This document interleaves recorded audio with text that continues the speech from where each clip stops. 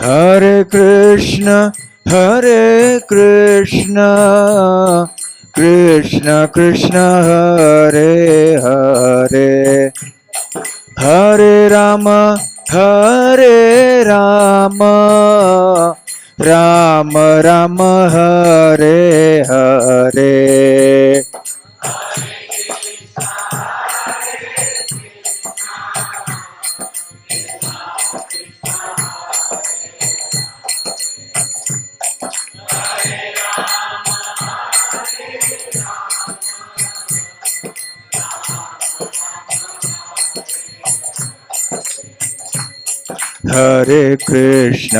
Hare Krishna, Krishna Krishna, Hare Hare, Hare Rama, Rama Rama, Hare Hare.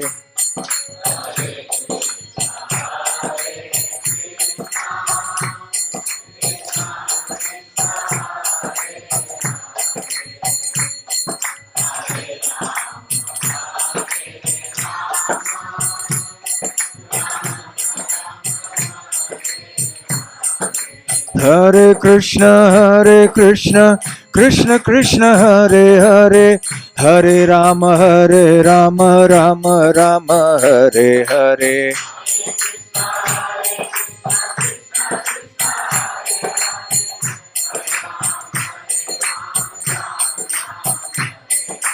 Hare Krishna, Krishna Krishna, Hare Hare, Hare Ram, Ram Ram, Hare Hare.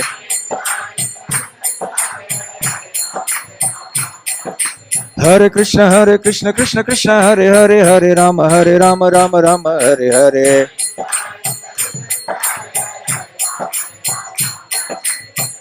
Hare Krishna,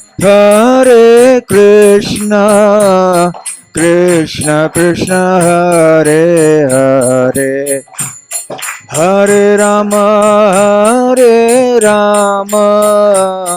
Rama Rama, Hare Hare.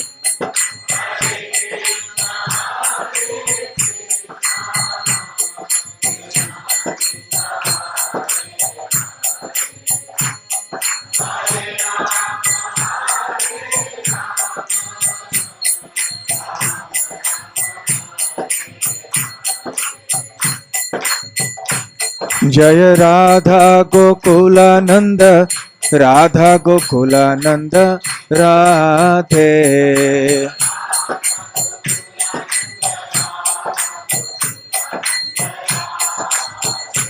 Jaya Gauranitai, Jaya Gauranitai, Jaya Gauranitai, Jaya Gauranitai.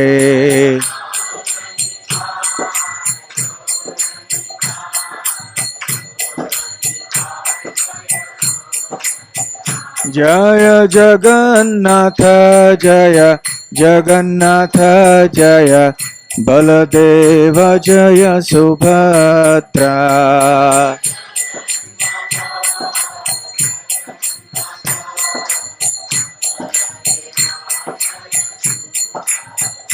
Jaya Jaya Prabhupada, Prabhupada, Prabhupada, Jaya Prabhupada.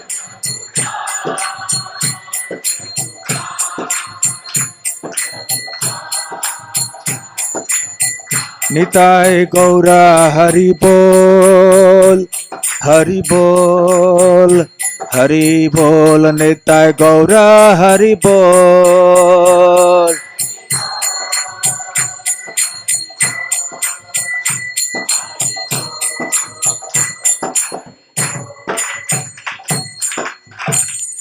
Jai Om Vishnupad Paramhansa Parivrajakaacharya Ashtottara Sata, His Divine Grace Abhay Charana Ravinda Bhakti Vedanta Swami Srila Prabhupada Ki Jai, Ananta Koti Vaishnava Vrinda Ki Jai, Shri Shri Radha Gokulananda Ki Jai, Shri Shri Gaur Nitai Ki Jai, Shri Shri Jagannath Baladev Subhadra Mai Shri Sudarshan Ki Jai, Srimad Bhagavad Gita Ki Jai, Nitai गौर प्रेमानंदे। समवेत भक्त वृंद की जय, समवेत भक्त वृंद की जय, समवेत भक्त वृंद की जय। श्री श्री गुरु गौरांग की जय। हरे कृष्णा। सभी भक्तों से निवेदन है कृपया अपना फोन स्विच ऑफ रखिए या उसे वाइब्रेट मोड पे रख दीजिए। और पीछे बाद में आने वाले भक्तों को जरूरत नहीं होगी तो आप सबसे निवेदन है थोड़ा थोड़ा आप अभी से आगे आके बैठिए।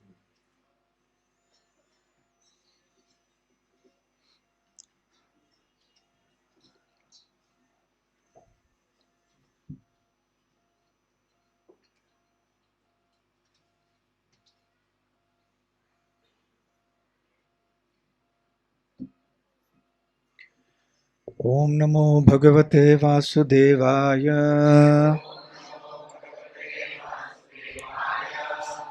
ओम नमो भगवते वासुदेवाय।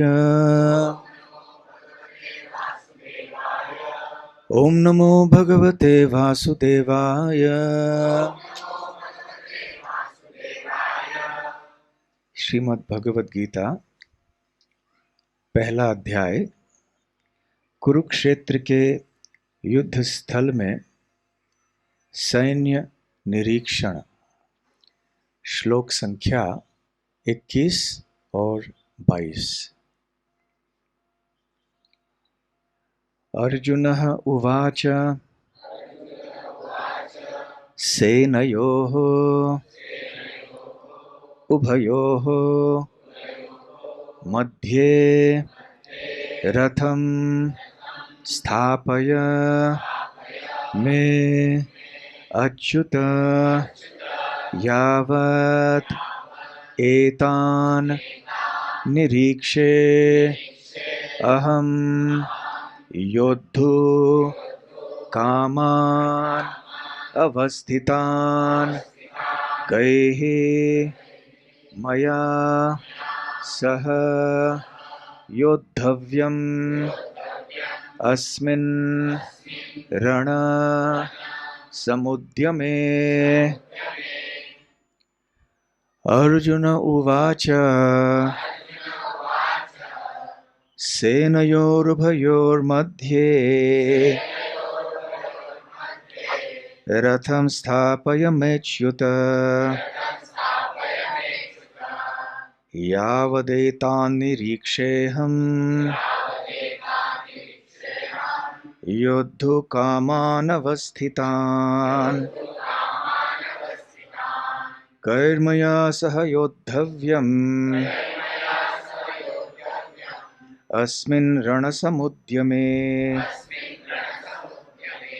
अर्जुन उवाच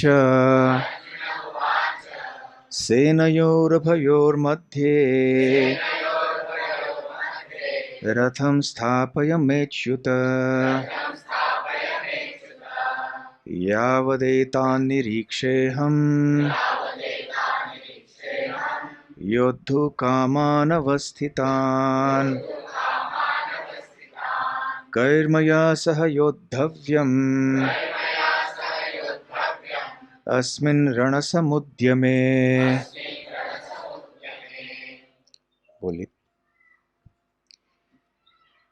अर्जुनः उवाच, अर्जुन ने कहा, सेनयोः सेनाओं के, उभयोः दोनों, मध्ये बीच में, रथम रथ को, स्थापय कृपया खड़ा करें, मैं मेरे, अच्युत हे अच्युत, यावत जब तक, एतान इन सब, निरीक्षे देख सकूं, अहम मैं, योद्धु कामान युद्ध की इच्छा रखने वालों को, अवस्थितान युद्ध भूमि में एकत्र, कैहे किन किन से, मया मेरे द्वारा, सह एक साथ, योद्धव्यम युद्ध किया जाना है। अस्मिन इस रण संघर्ष झगड़ा के समुद्र में उद्यम या प्रयास में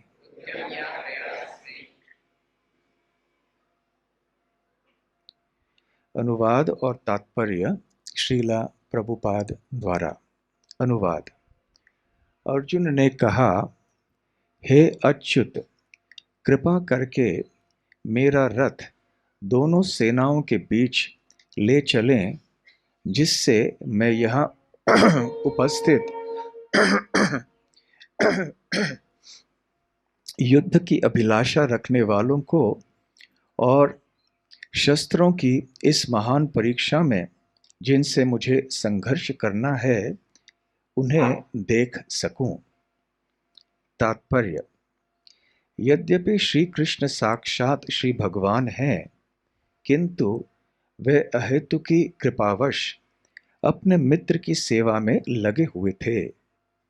वे अपने भक्तों पर स्नेह दिखाने में कभी नहीं चूकते, इसीलिए अर्जुन ने उन्हें अच्युत कहा है।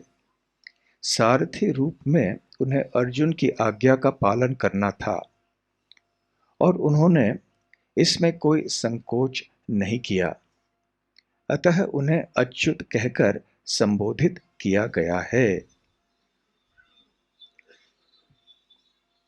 यद्यपि उन्होंने अपने भक्त का सारथी पद स्वीकार किया था, किंतु इससे उनकी परम स्थिति अक्षुण्ण बनी रही। प्रत्येक परिस्थिति में वे इंद्रियों के स्वामी श्री भगवान ऋषिकेश हैं। भगवान तथा उनके सेवक का संबंध अत्यंत मधुर एवं दिव्य होता है। सेवक स्वामी की सेवा करने के लिए सदैव उद्यत रहता है और भगवान भी भक्त की कुछ न कुछ सेवा करने की कोशिश में रहते हैं। वे इसमें विशेष आनंद का अनुभव करते हैं कि वे स्वयं आज्ञादाता न बने, अपितु उनके शुद्ध भक्त उन्हें आज्ञा दें। चूंकि वे स्वामी हैं, अतः सभी लोग उनके आज्ञा पालक हैं और उनके ऊपर उनके आज्ञा देने वाला कोई नहीं है। किंतु जब वे देखते हैं कि उनका शुद्ध भक्त आज्ञा दे रहा है, तो उन्हें दिव्य आनंद मिलता है। यद्यपि वे समस्त परिस्थितियों में अच्युत रहने वाले हैं। भगवान का शुद्ध भक्त होने के कारण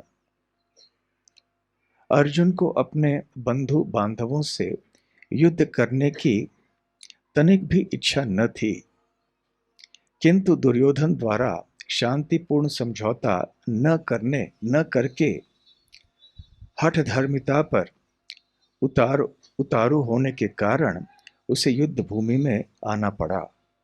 अतः वह यह जानने के लिए अत्यंत उत्सुक था कि युद्ध भूमि में कौन कौन से अग्रणी व्यक्ति उपस्थित हैं।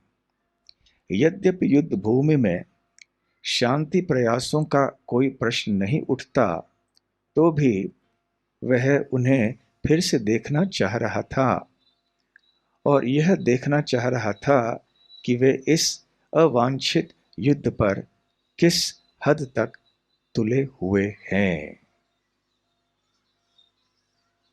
अनुवाद को दोहराइए।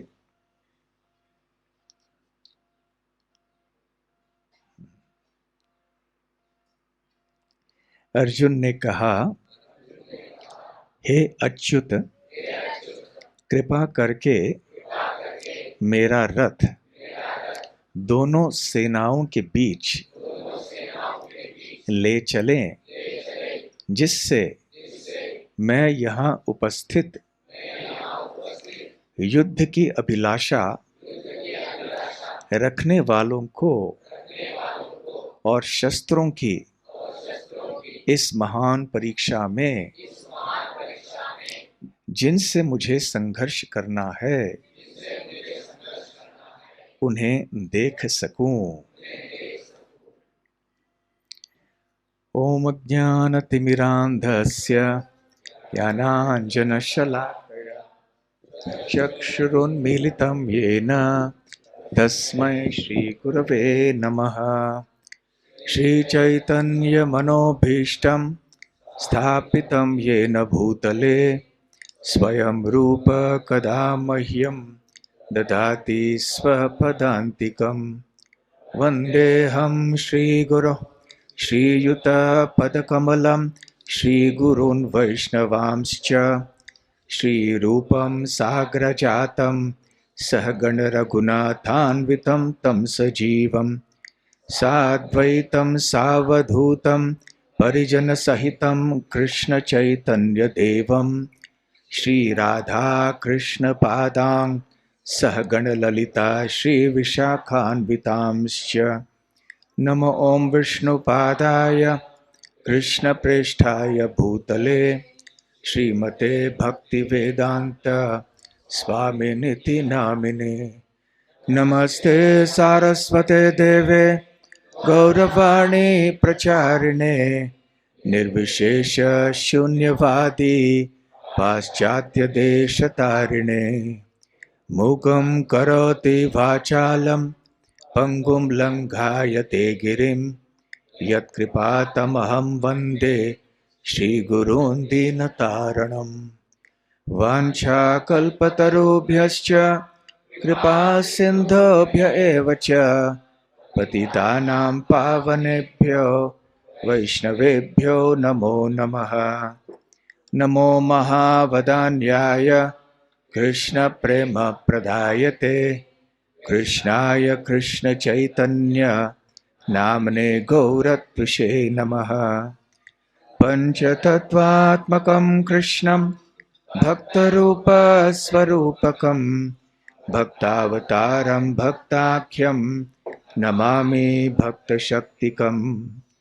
आराध्यो भगवान् व्रजेशतनयस्तद्धाम वृन्दावनम्। रम्या काचिदुपासना व्रजवधो वर्गेण या कल्पिता। श्रीमद्भागवतं प्रमाणममलं प्रेमापुमर्थो महान्। श्रीचैतन्यमहाप्रभोर्मतमिदं तत्रादरः न परः। हे कृष्ण करुणा सिन्धो दीनबन्धो जगत्पते पेश गोपिका कांत राधा कांत नमोस्तुते। तप्त कांचन गौरांगी राधे वृंदावनेश्वरी वृषभानुसुते देवी प्रणमामि हरिप्रिये। जय श्री कृष्ण चैतन्य प्रभु नित्यानंद गदाधर श्रीवासादि गौर भक्त वृंदा। हरे कृष्णा कृष्णा कृष्णा हरे हरे हरे राम राम राम हरे हरे।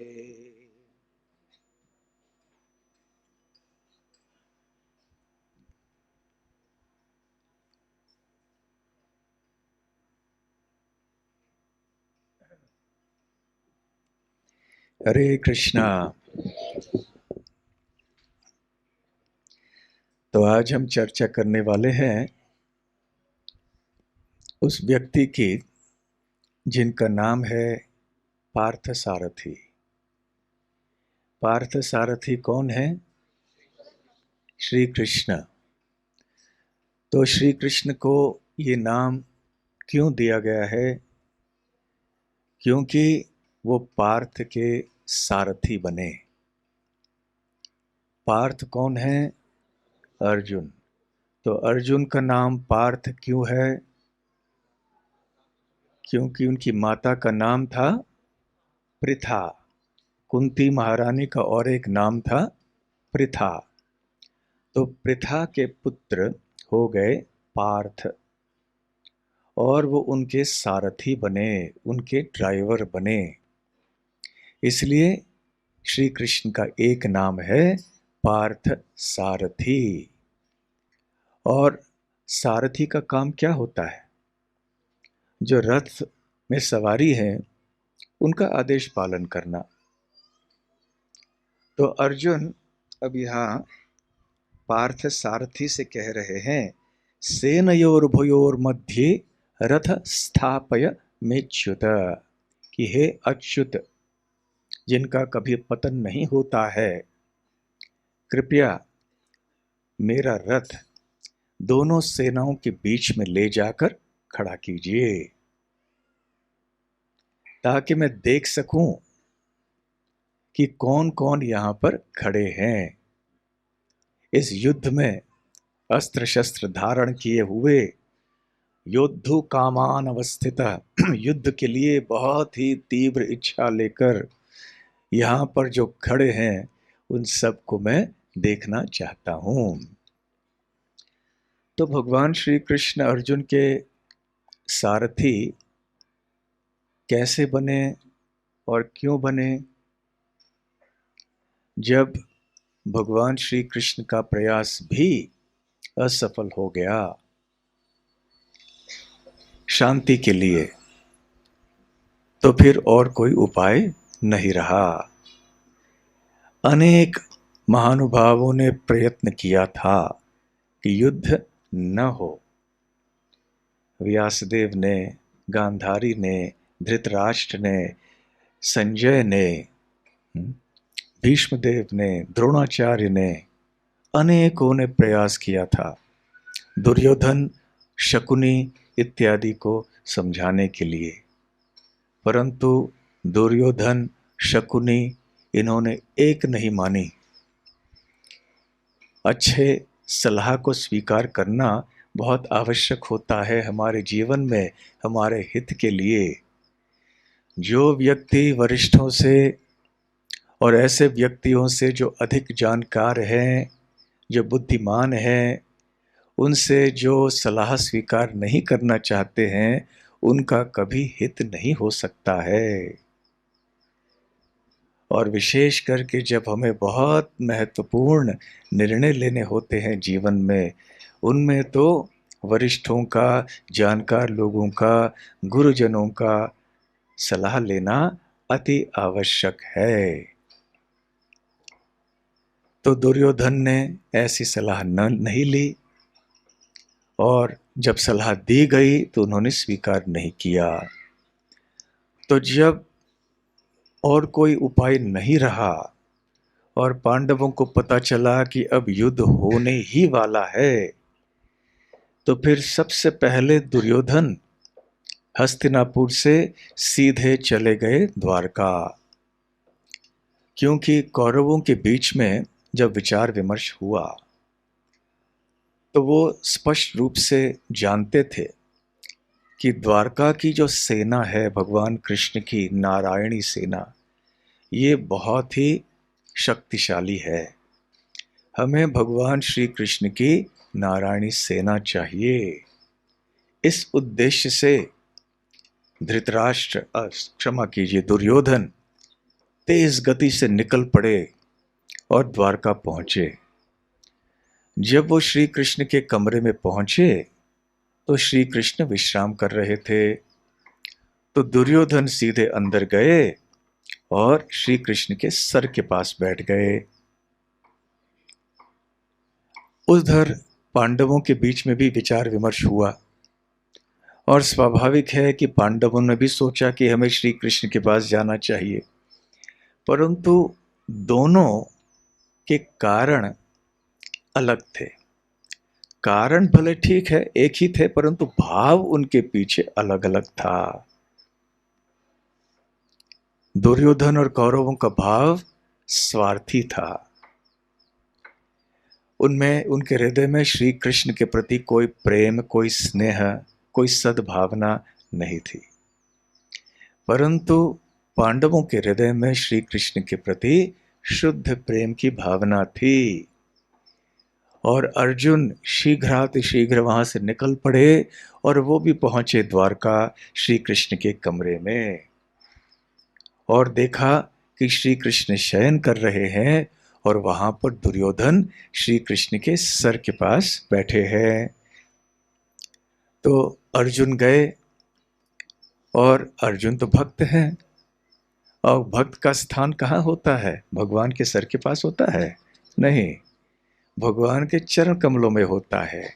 यही भक्तों की विशेषता होती है।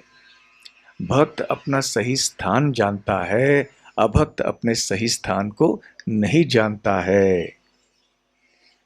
अर्जुन जाके सीधे श्री कृष्ण के चरण कमलों के पास खड़े हो गए। देखिए, ये इस दुनिया में हर एक व्यक्ति को अपना स्थान पता होना चाहिए। सही है ना? किसी व्यक्ति को ये ज्ञान नहीं है कि मेरा स्थान क्या है, मेरी क्षमता कितनी है, योग्यता कितनी है, मेरी सीमाएं कौन सी हैं। वो यदि नहीं पहचानता तो फिर आगे चल के उस व्यक्ति को बहुत कठिनाई होगी। बुद्धिमान व्यक्ति जानता है कि उसका स्थान क्या है, उसकी सीमाएं क्या हैं, और अपनी सीमाओं के भीतर वो कार्यरत रहता है और अच्छे मार्गदर्शन स्वीकार करता है बुजुर्गों से, वरिष्ठों से। तो ये बहुत सुरक्षित स्थान है भगवान के चरण कमलों में रहना, और सुरक्षित ही नहीं, बहुत सुख प्रदान करने वाली अवस्था है। भगवान और भगवान के भक्तों के चरण कमलों में अपने आप को स्थित करना, ये सबसे ऊंचा और सबसे श्रेष्ठ स्थान है उन लोगों के लिए जो बुद्धिमान हैं और जो अपना वास्तविक हित चाहते हैं। परंतु जो असुरी प्रवृत्ति के लोग होते हैं, वो तो इन चीजों में विश्वास नहीं रखते हैं। वो तो स्वयं भगवान ही बनना चाहते हैं, वो तो भगवान की किरीट का स्थान बनना चाहते में रहना चाहते हैं।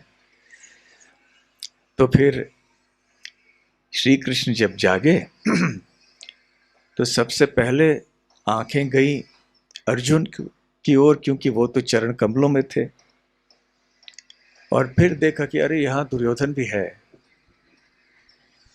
तो श्री कृष्ण उठे, उन्होंने कहा, अरे क्या दुर्योधन अर्जुन, आप दोनों मिलने आए हो मुझे? क्या बात है, क्या सेवा कर सकता हूं आप दोनों की? तो दुर्योधन और अर्जुन दोनों ने बात बताई कि अब युद्ध निश्चित है, अब इसको टाला नहीं जा सकता, आपकी सहायता के लिए हम यहां पर आए हैं। दोनों ने ऐसी ही बात कही। तो फिर श्री कृष्ण ने कहा कि देखो, आप दोनों मेरे पास आए हो, दोनों ही एक ही चीज मांग रहे हो, तो दोनों को कैसे दे सकता हूं? इसलिए मैं ऐसे करूंगा,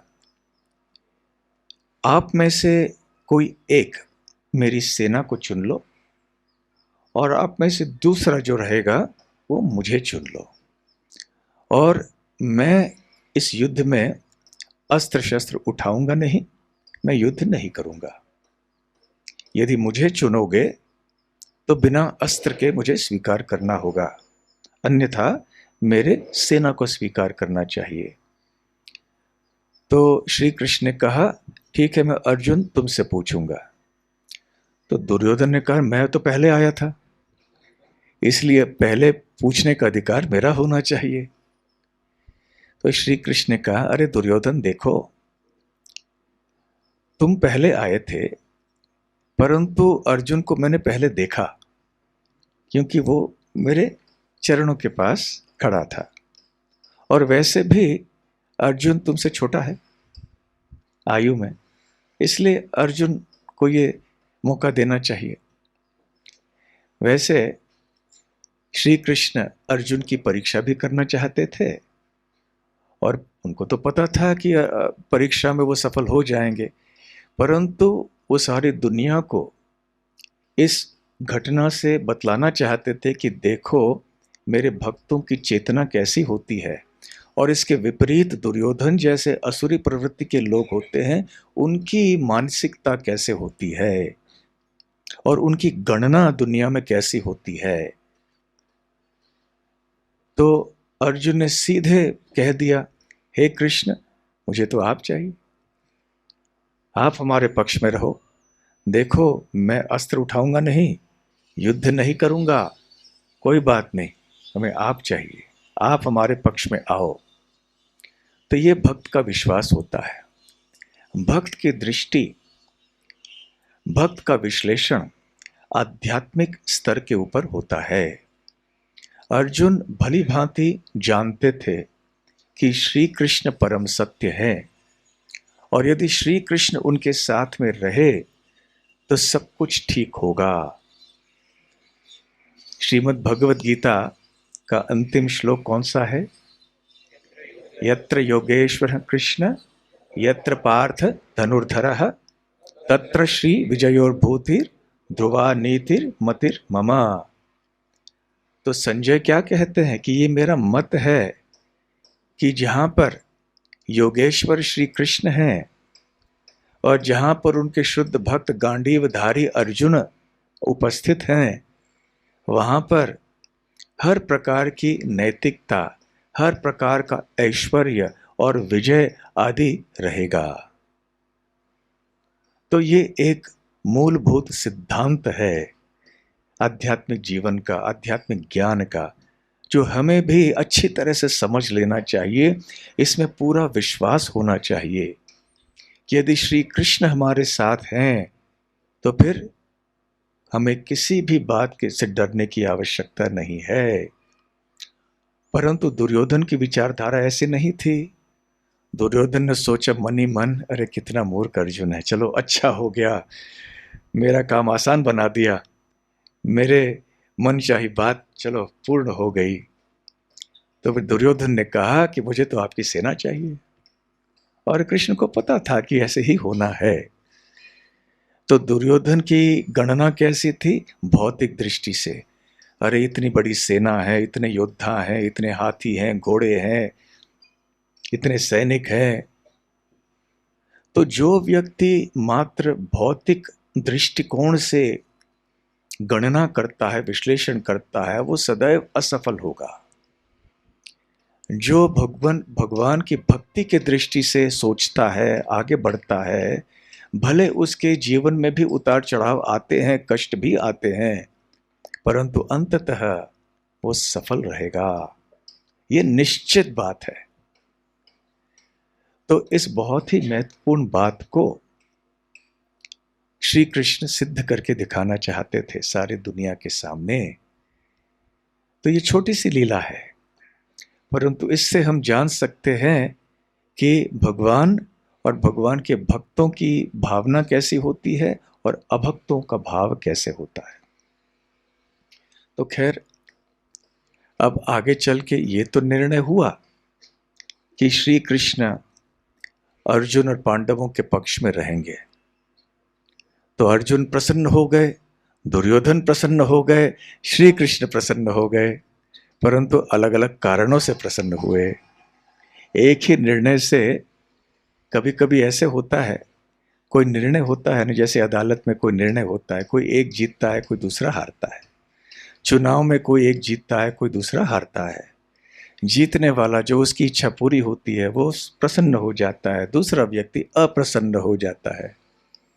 बहुत कम दिखने में आता है कि किसी निर्णय में दोनों पक्ष संतुष्ट हों।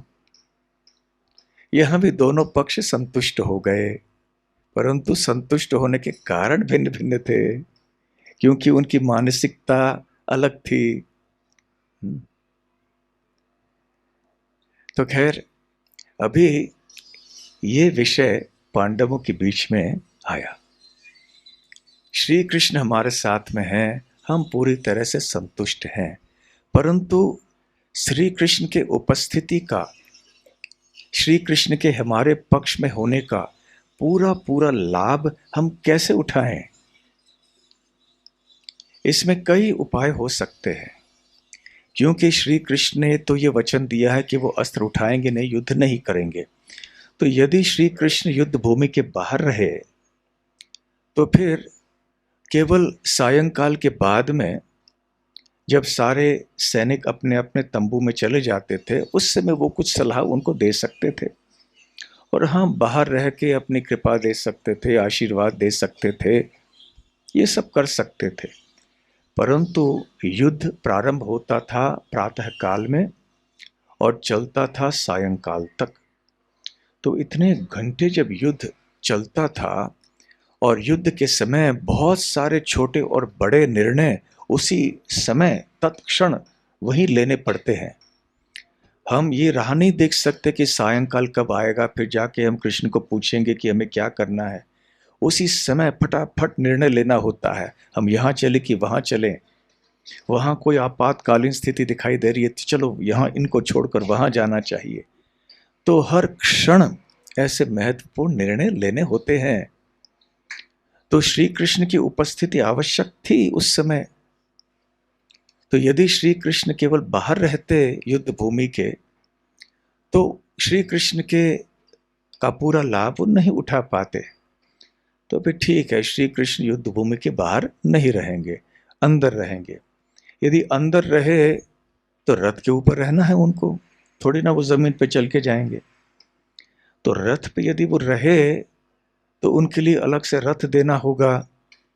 अब क्योंकि उनके पास कोई अस्त्र नहीं होंगे या वो युद्ध नहीं करेंगे, तो फिर पांडवों में से एक कोई उनके साथ में जाएंगे दूसरे रथ के ऊपर। जब दूसरे रथ के ऊपर जाएंगे तो जो भी वो योद्धा होंगे, अर्जुन हो या और कोई हो, उनको सबसे पहले अपनी रक्षा करनी होगी युद्ध में, और साथ साथ श्री कृष्ण की रक्षा भी करनी होगी। यद्यपि श्री कृष्ण ही सबकी रक्षा करने में समर्थ हैं और एक ही हैं जो सबकी रक्षा कर सकते हैं, फिर भी मनुष्य लीला कर रहे हैं ना श्री कृष्ण। तो इसलिए ये बहुत कठिन हो जाता उस पांडव योद्धा के लिए कि दोनों रथों को संभाल ले। और जब अर्जुन श्री कृष्ण को कुछ सलाह देनी भी होती तो कैसे देते, दूसरा रथ कहीं है यहाँ कहीं है, चिल्ला के कैसे वो बोलेंगे उनको कि यहाँ जाओ, ऐसे करो, यहाँ रुक जाओ, उनके पास जाओ, इनके ऊपर तीर छोड़ दो, अब ये अस्त्र चलाओ। अब इतना हल्ला, इतना शोर हो रहा होता है युद्ध भूमि में, सब लोग चिल्ला रहे होते हैं, ललकार रहे होते हैं, घोड़े और हाथी सब ऊंची ऊंची आवाज में बोल रहे होते हैं। और एक बात, जो कौरव हैं कुशलता से यदि दोनों रथों को अलग कर दें तो कृष्ण का रथ एक तरफ, अर्जुन या किसी पांडव का रथ दूसरी तरफ, तो फिर क्या लाभ। तो इस तरह से उपाय एक ही रहा, और वो क्या है कि श्री कृष्ण को रथ में रहना है और जो भी पांडव योद्धा होंगे वो भी उसी रथ में रहेंगे।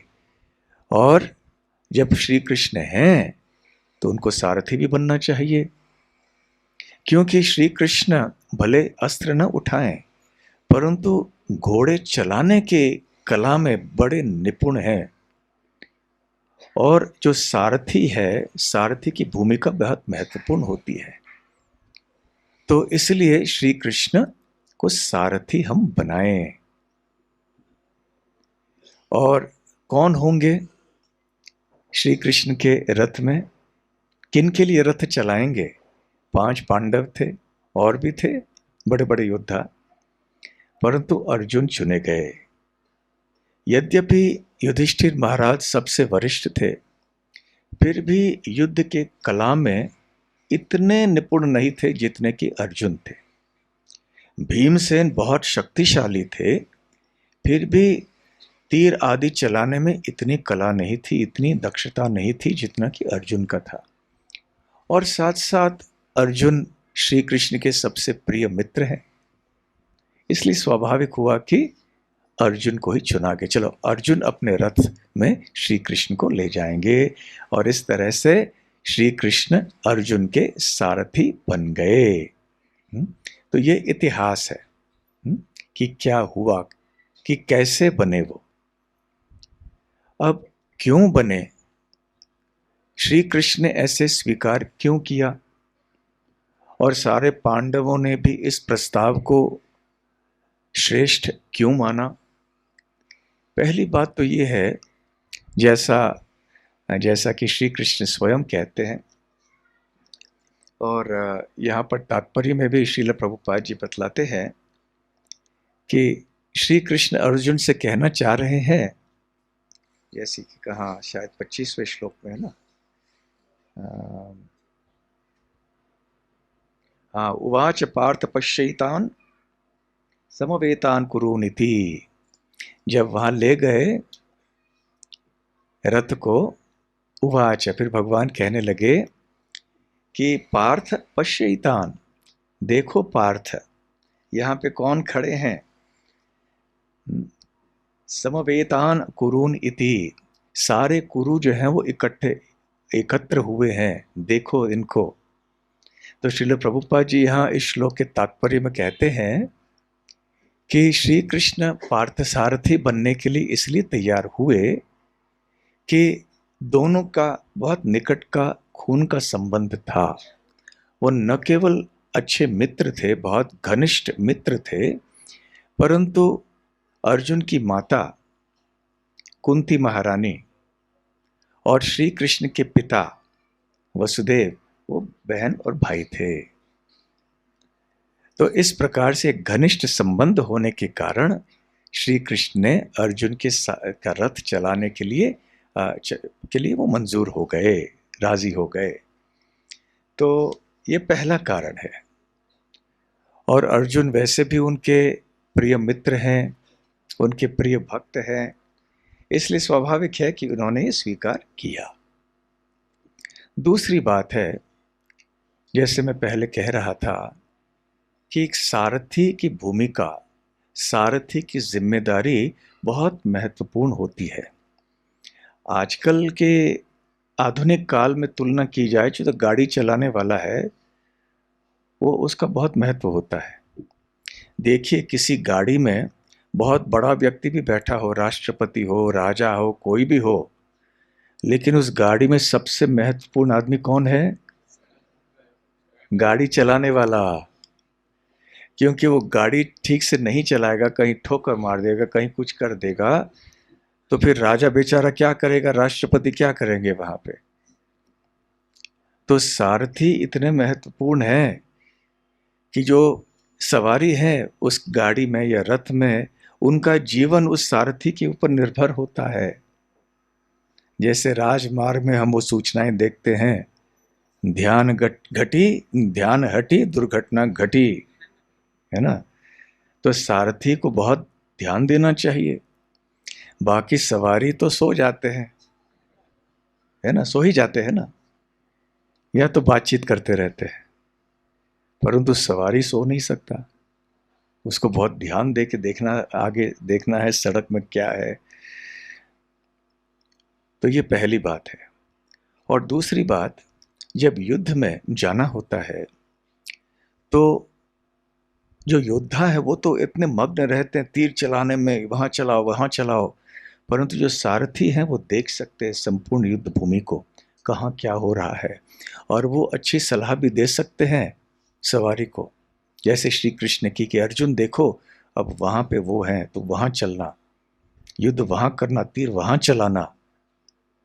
और इस प्रकार से अर्जुन कहते थे हाँ ठीक है कृष्ण ले चलो रथ वहां पे। तो इस प्रकार से वो सही मार्गदर्शन भी देते हैं। कभी कभी वो रक्षा भी करते हैं। कैसे?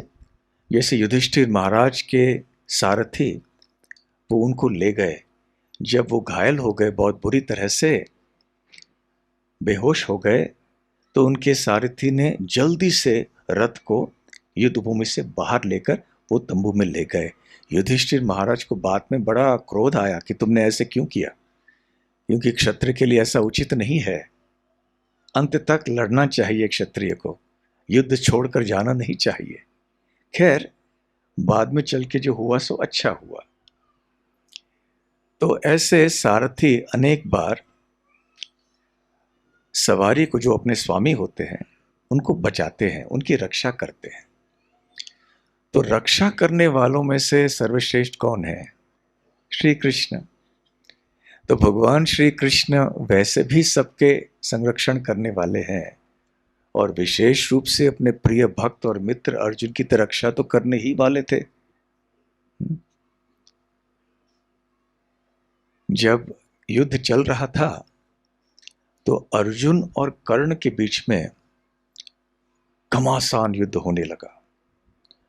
अर्जुन ने तीर चलाए कर्ण के ऊपर और कर्ण के रथ के ऊपर, और इतनी तेज गति से वो तीर चले, इतना बलपूर्वक इन तीरों को छोड़ा अर्जुन ने कि जब ये तीर जाके कर्ण के रथ को लगे तो कर्ण का रथ जो है लगभग 20-25 कदम पीछे उड़ गया। इतनी तेज गति से, इतनी शक्ति से अर्जुन ने तीर छोड़े अपने। जब कर्ण ने तीर छोड़े अर्जुन के रथ के ऊपर तो अर्जुन का रथ 3-4 कदम पीछे हटा। जब भी कर्ण ऐसे तीर छोड़ते तो श्री कृष्ण शाबाशी देते कर्ण को, अरे वाह कर्ण क्या तीर चलाया। जब अर्जुन तीर चलाते तो कृष्ण ने ऐसा नहीं कहा कि अर्जुन बढ़िया तीर चलाया। तो ये चुभ रही थी बात अर्जुन को। तो अर्जुन ने आकर पूछ ही डाला कि अर्जुन, अरे कृष्ण एन रे मैं जब तीर चला रहा हूं और कर्ण का रथ 20-25 फुट पीछे जा रहा है, आप कुछ नहीं कर रहे हो, मेरी प्रशंसा नहीं करते हो। जब कर्ण तीर चलाता है हमारे रथ की ओर और हमारा रथ केवल 3-4 कदम पीछे जाता है, तब भूरी भूरी प्रशंसा करते हो कर्ण की। तो अर्जुन कृष्ण के मुख में स्मित हास्य दिखाई पड़ा और श्री कृष्ण ने कहा कि देखो अर्जुन, तुम्हारे रथ की रक्षा करने के लिए सबसे पहले तो हनुमान जी यहाँ पर ध्वज के ऊपर विराजमान है। इसलिए आपका नाम क्या है? कपिध्वज। कपि अर्थात वानर, परंतु साधारण वानर नहीं, हनुमान जी। हनुमान ने ये वचन दिया था ना कि मैं आपके ध्वज के ऊपर रहूंगा और मैं हुंकार करूंगा, और मेरा हुंकार जो है युद्ध के भूमि में जितने भी आवाजें हैं उनके मिल के शत्रुओं के हृदय को तोड़ देंगे।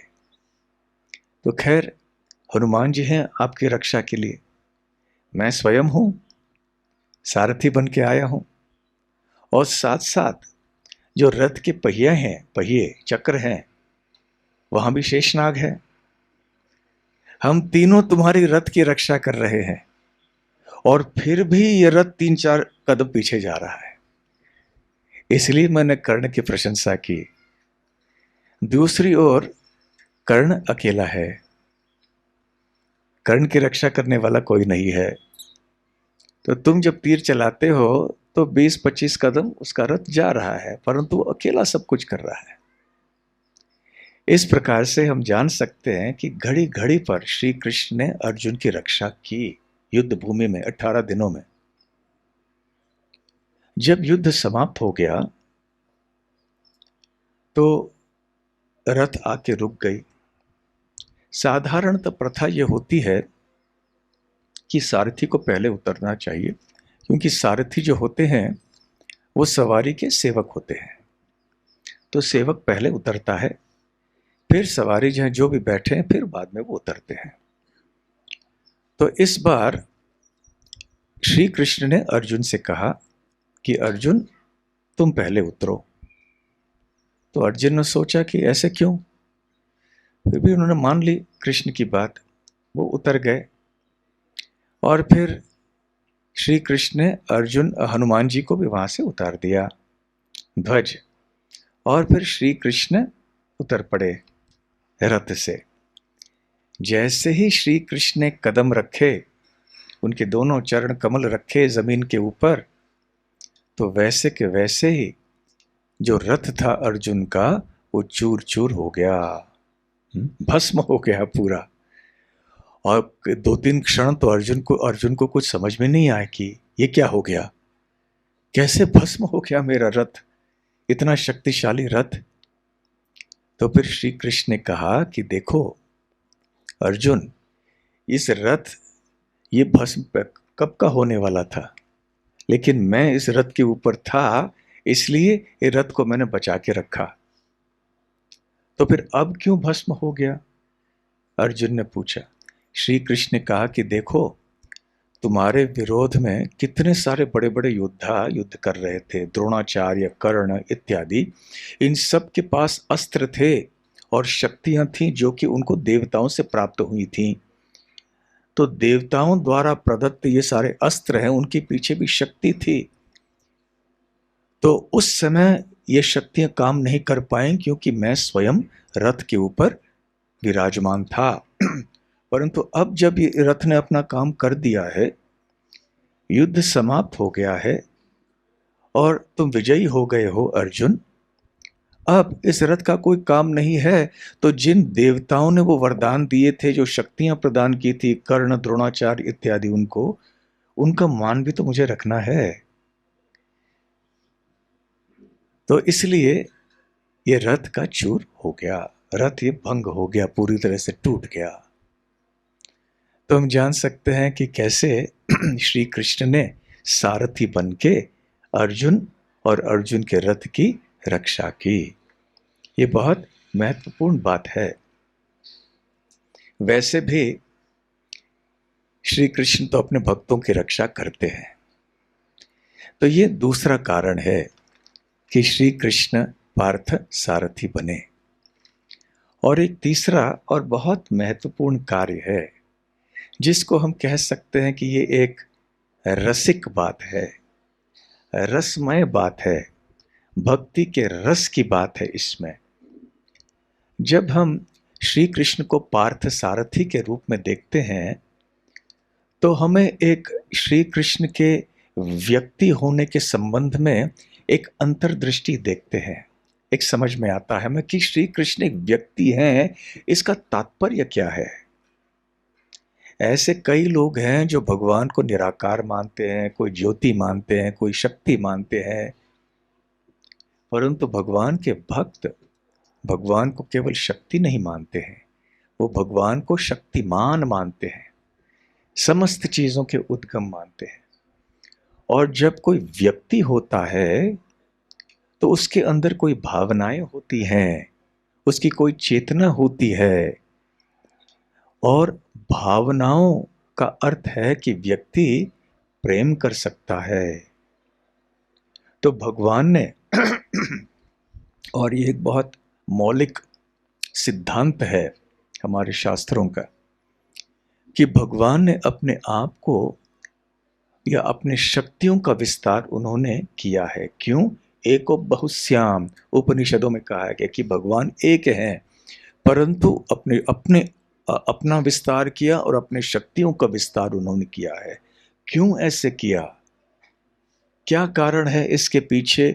कि भगवान तो आत्मा राम है, वो अकेले रह सकते हैं और रहते हैं और अपने आप में ही संतुष्ट रहते हैं, परंतु क्योंकि भगवान श्री कृष्ण के संबंध में हर चीज अनंत है, भगवान की इच्छाएं भी अनंत हैं, भगवान की भावनाएं, उनके प्रेम करने की जो क्षमता है वो भी अनंत है, आनंद का अनुभव करने का की जो क्षमता है वो भी अनंत है।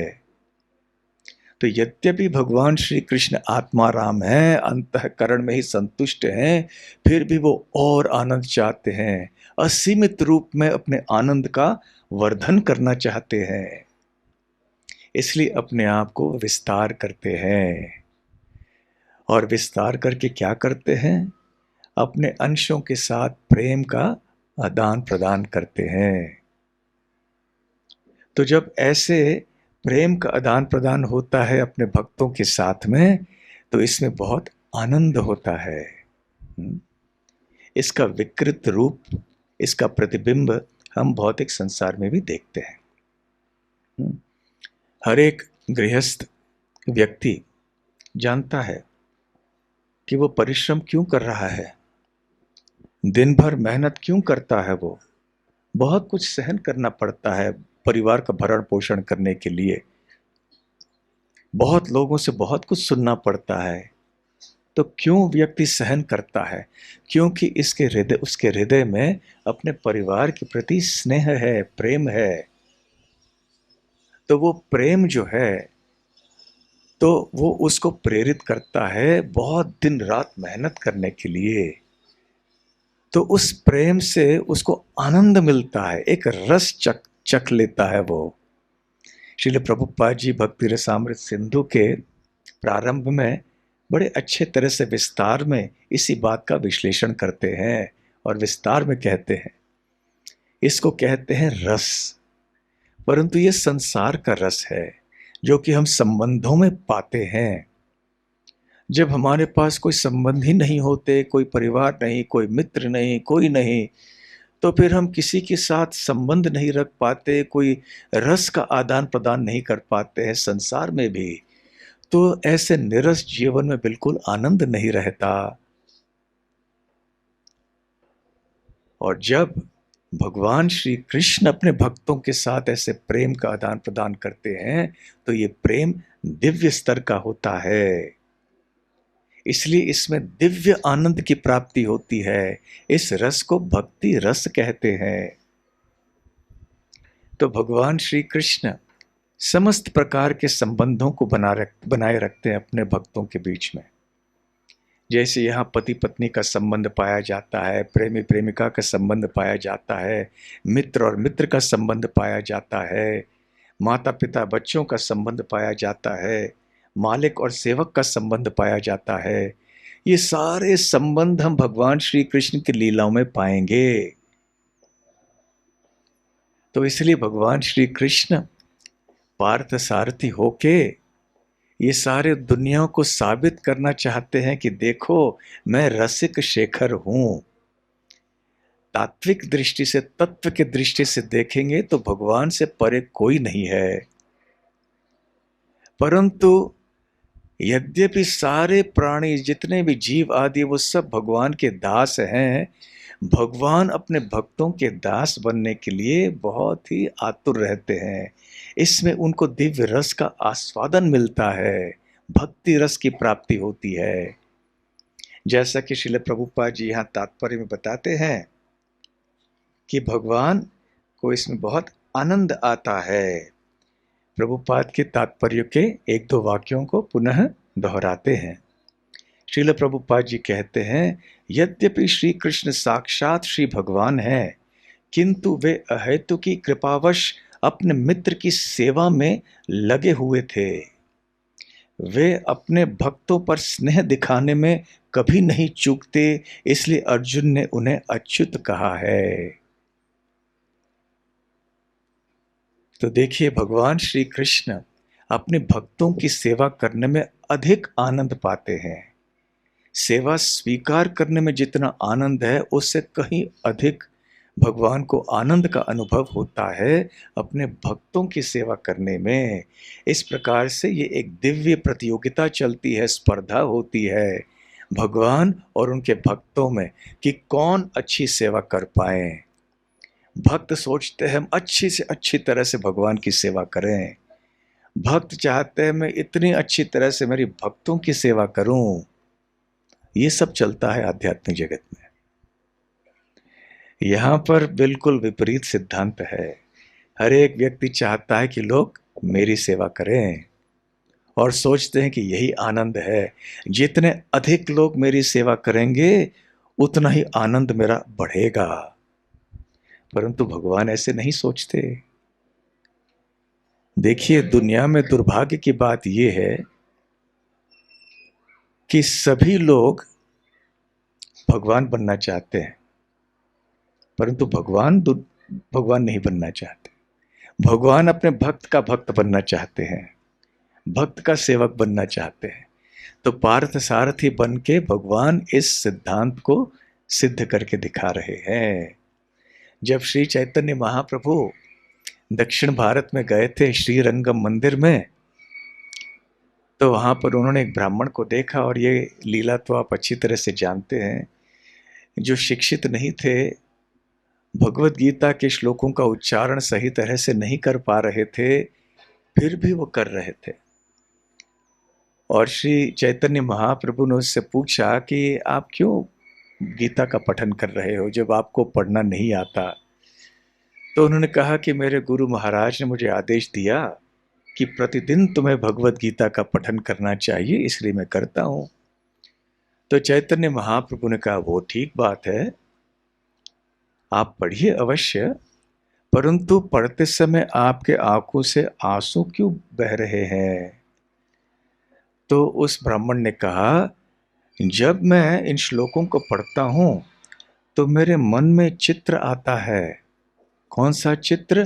कि श्री कृष्ण अर्जुन के सारथी बने हैं, उनके सेवक बने हैं, और अर्जुन श्री कृष्ण को आदेश दे रहे हैं, बाएं चलना, दाएं चलना, तेज गति से चलना, धीमी गति में जाना।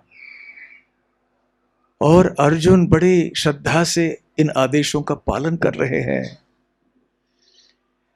वो भगवान जो कि अनंत कोटि ब्रह्मांडों के उद्गम है, स्वामी है, नायक है, अब वो अपने भक्तों के सेवक बने। ये भगवान के गुण हैं, भक्त वात्सल्यता का गुण। तो ऐसे ये भक्त वात्सल्यता का गुण का स्मरण करके मेरा हृदय भर आया है प्रेम से, इसलिए मेरे आंखों से आंसू बह रहे हैं। तो श्री चैतन्य महाप्रभु बहुत प्रसन्न हुए और उन्होंने कहा कि हे ब्राह्मण, आप ही सबसे बड़े पंडित हो भगवत गीता के, क्योंकि भगवत गीता के निष्कर्ष को आप जान चुके हो, और केवल बौद्धिक स्तर पे नहीं जाने हो, आप से हृदय से जान चुके हो। और उन्होंने उस ब्राह्मण का आलिंगन किया। इस प्रकार से भगवान अपने भक्तों से प्रेम करते हैं, उनकी सेवा करना चाहते हैं, क्योंकि वो भक्त वत्सल हैं। जैसे गाय अपने बछड़े की वत्स की सेवा करती है, स्नेह करती है, वैसे भगवान अपने भक्तों के प्रति स्नेह की भावना रखते हैं। और यहाँ श्रील प्रभुपाद जी बहुत एक सुंदर बात बताते हैं। भगवान का नाम इस संबंध में है अच्युत। अच्युत अर्थात जिसका पतन नहीं होगा कभी, जो अपने पद से, अपने स्थान से कभी गिरते नहीं है। इसका क्या अर्थ है? समझ लीजिए कोई व्यक्ति राजा है, परंतु ऐसा नहीं कि हर वो भूतकाल में भी हर समय राजा था और आने वाले दिनों में भी वो राजा निश्चित रूप से रहेगा। नहीं, कोई दूसरा राजा आएगा, उसको हरा देगा, या इस राजा की मृत्यु होगी, कोई और राजा बन जाएगा। तो कोई भी व्यक्ति अपने पद को सदैव स्थापित बना के नहीं रख सकता। किसी के पास धन है, वो सदा धनी बन के नहीं रहेगा, धन उससे छीन लिया जाएगा, आज नहीं तो कल। कोई व्यक्ति बहुत बुद्धिमान है, परंतु कभी कभी विनाश काले विपरीत बुद्धि, कभी कभी उसकी बुद्धि भी भ्रष्ट हो जाती है। और जब बुढ़ापा आएगा या जब बचपन होता है तो उसकी बुद्धि इतनी तीव्र नहीं होती है। स्मृति शक्ति, जब हमारी स्मृति शक्ति तीव्र होती है तो सब ठीक ठाक है, परंतु जैसे बुढ़ापा आ जाता है या बीमारी आ जाती है, ऐसी कोई असुविधा होती है, तो स्मृति शक्ति क्षीण हो जाती है हमारी। हमारे पास बहुत ज्ञान रहता है, परंतु जब नींद होती है, नींद में चले जाते हैं, ज्ञान कहाँ जाता है हमारा? कोई ज्ञान नहीं रहता हमारे पास। कभी कभी हम वचन देते हैं लोगों को कि मैं ऐसा करूंगा, परंतु पलट जाते हैं, तो उस स्थान को बनाए नहीं रख पाते हम। कभी कभी हम ईमानदार रहते हैं, हमारे उसूलों को हम उसूलों को बनाए रखते हैं जीवन में, परंतु कभी कभी उसूलों को त्याग देते हैं। परंतु भगवान श्री कृष्ण ऐसे नहीं हैं। वो भगवान थे, हैं, रहेंगे। वो षडैश्वर्य संपन्न थे, हैं, रहेंगे। भगवान कृष्ण ज्ञान से पूर्ण, वैराग्य से पूर्ण, इत्यादि जितने भी ऐश्वर्य हैं उन सब से पूर्ण थे, हैं और रहेंगे। कोई भी उनको अपने पद से हटा नहीं सकता। उनको स्मरण रहता है अनेक जन्मों का, क्या पहले से। जब भगवान श्री कृष्ण अर्जुन को बताते हैं कि ये गीता का ज्ञान मैंने पहले सूर्य देव को दिया था, तो अर्जुन को आश्चर्य होता है, ऐसे कैसे संभव है। तो श्री कृष्ण क्या कहते हैं?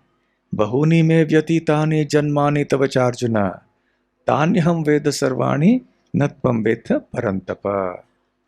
कि हे अर्जुन, तुम्हारे और मेरे बहुत सारे जन्म बीत चुके हैं, मुझे सारे जन्म याद है परंतु तुम्हें नहीं है याद। इसलिए श्री कृष्ण अच्युत हैं, उनका पतन कभी नहीं होता, स्मरण शक्ति का पतन नहीं होता, ज्ञान का स्मरण कभी पतन नहीं होता। परंतु जीव जो है वो च्युत है, वो भूल जाता है। अर्जुन भी भूल गए और हम तो भूल ही जाते हैं। और एक तात्पर्य जो यहां प्रभुपाद जी बतला रहे हैं वो ये है कि भगवान कृष्ण ने ये बतलाया है, कौन ते ये प्रतिजानी मैं ही नहीं न में भक्त प्रणश्यति, कि मैं भक्तों की रक्षा करूंगा। तो सदैव अपने वचन को बनाए रखते हैं और भक्तों के प्रति स्नेह रखना ये भगवान का नियम है, कभी इससे हटते नहीं है। इसलिए भगवान को अच्युत कह के संबोधित कर रहे हैं अर्जुन।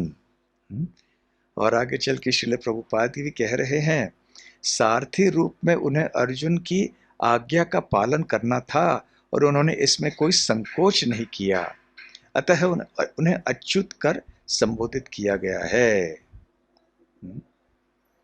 क्योंकि उन्होंने वचन दिया था, मैं तुम्हारे साथ में रहूंगा, तुम्हारे सारथी बनने के लिए मैं तैयार होऊंगा, मैं तुम्हारा सेवक बनूंगा। क्योंकि भगवान ने वचन दिया था, वो बने रहे सारथी। श्रील प्रभुपाद जी 2-3 जगह इसी श्लोक के ऊपर जब वो प्रवचन दे रहे थे, 2 दिन पहले ही मैं वो ये सुन रहा था प्रवचन, बल्कि कल, और इसलिए इस श्लोक पे बात करने का विचार आया मन में। प्रभुपाद जी इस श्लोक के ऊपर प्रवचन देते समय कहते हैं कि अर्जुन के मन में हिचकिचाहट थी, संकोच था कि हे कृष्ण, आप परम सत्य हैं, मैं आपका दास हूं, मुझे आपकी सेवा करनी चाहिए, न कि आपको मेरी। फिर भी आपने वचन दिया है कि आप मेरे सारथी बनेंगे, तो और मैं आपको आदेश दे रहा हूं, बल्कि आदेश आपको मुझे देने चाहिए। तो कृपया आप कुछ बुरा मत मानिए कि मैं आपको आदेश दे रहा हूं, क्योंकि आप अच्युत हैं, आपका स्नेह मेरे प्रति है। स्नेह देने से और वचन का पालन करने से आप कभी चूकते नहीं हैं, अच्युत होने के कारण। तो कृपया मेरे आदेशों का पालन अब बिना बुरा माने हुए कर दीजिए। तो ऐसे अच्युत शब्द का तात्पर्य और भी श्रील प्रभुपाद आगे बता रहे हैं और अन्य स्थानों में भी। तो श्री कृष्ण ने पार्थ सारथी होने के तैयार जब हुए पार्थ सारथी बनने के लिए, तो इसके पीछे ये सबसे महत्वपूर्ण कारण है कि भगवान श्री कृष्ण अपने रसों का, भक्ति रसों का आदान प्रदान अपने प्रिय भक्तों से करना चाहते हैं और दुनिया को बताना चाहते हैं कि देखो, मैं केवल ऐसे बैठ के सृष्टि का निर्माण करना और सृष्टि का पालन करना और सृष्टि का संहार करना, इसमें मैं नहीं लगा हूँ। मेरा मुख्य काम क्या है? भक्तों के साथ प्रेम करना, आदान प्रदान करना, भले वो युद्ध भूमि पर क्यों न हो।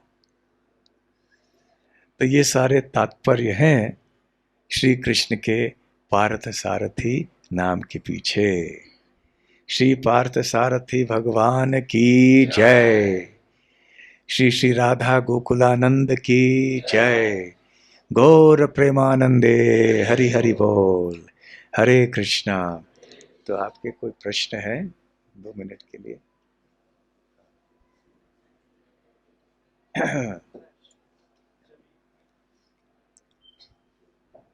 इस महाभारत के युद्ध में जो कौरव के साथ दे रहे थे जो सेना थी वो भी मारी गई और पांडवों की सेना भी मारी गई, लेकिन भगवान के जो साथ में जो सेना थी वो भी मारे गए।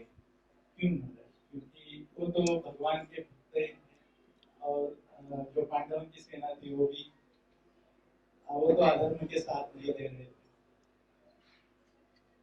परंतु सबका उद्धार हुआ, सब लोगों का उद्धार हुआ।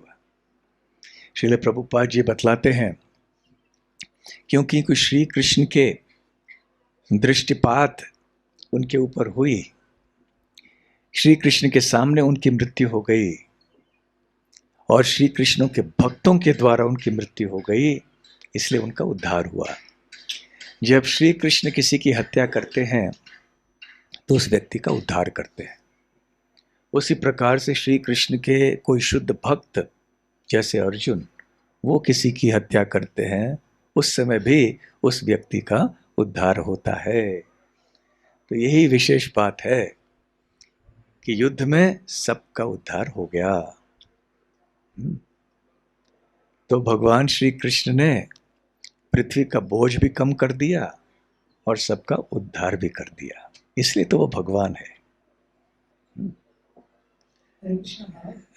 कहाँ से प्रश्न कहाँ से आ रहा है? अच्छा, हरे कृष्ण। तो भजन में सुना था कि जो हमारे में जो गुण है या क्या है, तो भगवान में गुण है, इसलिए हमारे में भी गुण वो आते हैं, लेकिन भगवान के अंदर बहुत ज्यादा गुण है। और जैसा कि आपने बोला प्रवचन में कि सब इधर दुनिया के भगवान बनना चाहते हैं, लेकिन भगवान दास बनना चाहते हैं। तो ये हमारा भगवान बनने का ये हमारे मन में कैसा है? भगवान के मन में नहीं तो हमारे मन में कैसा है? यही मैं भी जानना चाहता हूँ, क्यों ऐसे हमने किया? अब किया, पछता रहे, अभी क्या करें? वो एक शब्द है खाम खां, आपने सुना होगा उर्दू में, बिना वजह। अब निर्णय ले लिया तो पछताना पड़ रहा है अभी हम सबको, कोटि कोटि जन्म से पछताते आ रहे हैं। अभी हमें सही रास्ता मिल गया, अभी हम आ गए राधा गोकुलानंद के सामने, बस बस और कभी नहीं। आके कभी कभी लोग ऐसे ऐसे करते हैं ना भगवान के साथ, ऐसे ऐसे करने का सही तात्पर्य है कि अभी हम आपके शरण में आ गए तो हो गया, क्योंकि जीव की स्वेच्छा होती है कण मात्र, उसका दुरुपयोग करके हम ऐसी अवस्था में आ गए। हाँ, माइक है क्या? अंतिम प्रश्न, फिर आगे जाएंगे। हरे कृष्णा। बहुत सारे जगह में ऐसे कॉमन लोग जो है मतलब टाइम को ग्लोरीफाई कर देते हैं कि बहुत पावरफुल था टाइम। तो हम लोग देखते हैं वो सहस्त्र कवच था, वो हाँ सहस्त्र कवच था, हाँ, और अर्जुन जो थे वो जब थे, तो पूरा वर्चुअल पास रहा है अर्जुन का, तो कर्म का हमेशा ये मतलब काफी वीकनेस पास रहा है, फिर भी ये इतना पावर कैसे? हमेशा देखते हैं कि वो कभी-कभी लोग बोलते हैं, ऐसे कॉन्ट्रास्ट करते हैं, कर्म क्योंकि वो मोर पावरफुल अर्जुन। अभी आपने जो एग्जांपल दिया उसमें कैसा लग रहा है? स्वयं श्री कृष्ण ने प्रशंसा की ना कर्ण की, परंतु इसके पहले अर्जुन ने भी कर्ण को हरा दिया था, भीष्म को भी हराया था, पता है ना कब? अज्ञातवास के समय जब राजा मत्स्य राज्य के ऊपर आक्रमण किया था, उन्होंने उनके गाय वगैरह चोरी करने के बहाने आक्रमण किया था, अर्जुन ने अकेले सबको परास्त कर दिया था। और भीष्म देव ने दुर्योधन को चुनौती दी थी या उनको बताया था कि तुम बहुत बड़ी बड़ी बातें करते हो दुर्योधन, कि तुम ऐसे सब पांडवों की हत्या कर दोगे, परंतु अकेले अर्जुन ने तुम सबको हरा दिया था, वो भूल गए हो क्या? तो हाँ, दोनों अर्जुन और कर्ण दोनों ही बहुत शक्तिशाली थे, और हमें याद रखना है तेजस तेजस्वी नाम हम, भगवान श्री कृष्ण कहते हैं कि तेजस्वी लोगों का बल बलम बलवताम चाहम, तेजस्वी लोगों का तेज मैं हूँ, बलवान लोगों का बल मैं हूँ। तो जो भी बलवान लोग रहते हैं, बुद्धिमान लोग रहते हैं, तेजस्वी लोग रहते हैं, उनका बुद्धि उनकी बुद्धि, उनका बल, तेज आदि सब भगवान से ही आता है। और कर्ण भी तो कोई साधारण व्यक्ति नहीं है ना, वो भी श्री कृष्ण की लीला में शामिल हुए हैं श्री कृष्ण के उद्देश्य को पूर्ण करने के लिए। ठीक है, तो बहुत बहुत धन्यवाद श्रील प्रभुपाद। अच्छा, एक अंतिम प्रश्न, ठीक है। समाज में ऐसे देखते हैं कि जो हमको सलाह देते हैं, जो बड़े बड़े व्यक्ति, वही जो सलाह देते हैं वही गलती करते हैं। तो उनको सलाह देने वाले भी उनके ऊपर कोई रहेंगे ना। हाँ, इसलिए कोई व्यक्ति ऐसा नहीं जिसके ऊपर कोई नहीं है। कृष्ण के ऊपर भी है, उनके भक्त है। माता यशोदा खड़ी रहती है ना। ठीक है। हरे कृष्णा। श्रील प्रभुपाद की जय। गौर प्रेमानंदे। हरि हरि बोल।